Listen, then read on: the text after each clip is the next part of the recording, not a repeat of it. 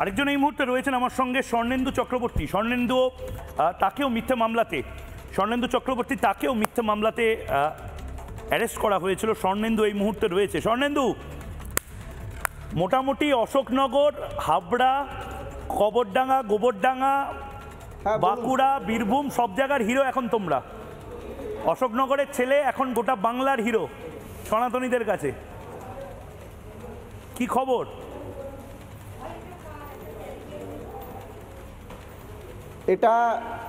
এটা হিরো শুধু আমরা নয়, আমরা সকলে, কোনো ব্যক্তি নয়, সনাতনী যারা আছে আজকে ডিবেটে যারা বসে আছেন তারা হিরো।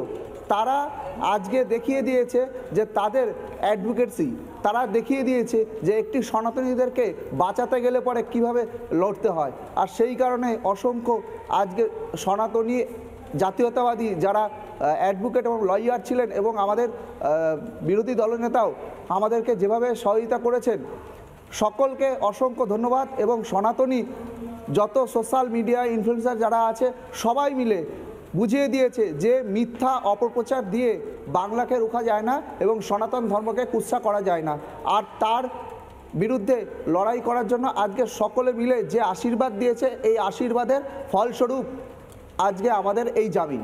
এবং সবাইকে আহ্বান করব যে সময় হয়েছে আর নয় চুপে, কারণ আমার বাড়ি ভেঙেছে, আমাকে তুলে নিয়ে আসছে, কালকে আপনার বাড়ি ভাঙবে নাকি না এটার গ্যারান্টি আপনি দিতে পারবেন না। তাই সবাইকে বলবো সনাতনের স্বার্থে, হিন্দুত্বের স্বার্থে সবাই সংঘবদ্ধ হন, না হলে আমাদের আগামী দিন ভয়াবহ পরিস্থিতি আসছে। স্বর্ণেন্দু, আমার শেষ প্রশ্ন তোমাকে, যেহেতু তোমাকেও বেরোতে হবে এবং তুমি যথেষ্ট ক্লান্ত, ঠিক কি হয়েছিল সেদিন? আমি সৌমিকের ভার্সনটা শুনলাম, তোমাদেরটাও গোটা বাংলাকে জানাও, কারণ মিনমিনেরা এই ভার্সনটা শোনাবে না, তাদের একটু মাকুলারদের প্রতি ভালোবাসা বেশি।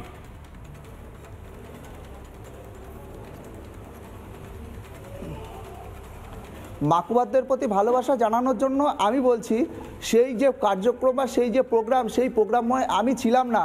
দুর্ভাগ্যের বিষয়, সেই যে সনাতনী শ্রমিক গোলদার তাকে আমি আমার আশ্রয়ে রেখেছিলাম।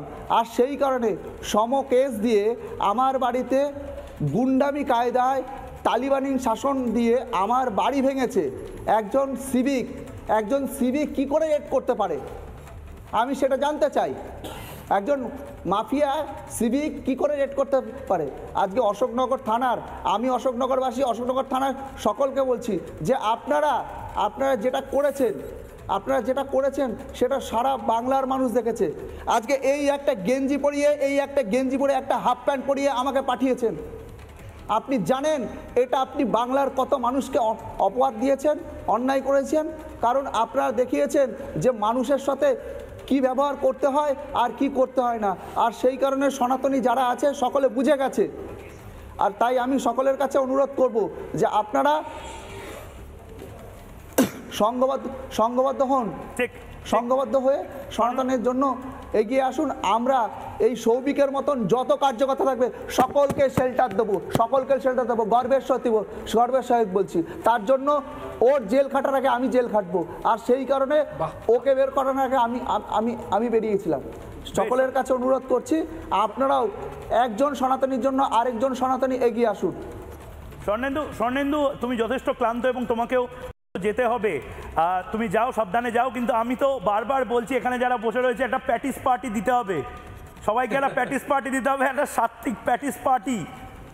এবং আমরা যারা চিকেন খাই, আমরা যারা মাটন খাই, সঞ্জয় শাস্ত্রী মুচকি আসছেন, ওনার জন্য আলাদা খাবার, সবাই মিলে। কারণ আমাদের ধর্মে আমরা ওরকম বাছবিচার করি না, আমাদের শাক্ত যেরকম আছে, বৈষ্ণব আছে, সবটাই আমাদের, প্যাটিসটাও আমাদের, পেস্ট্রিটাও আমাদের।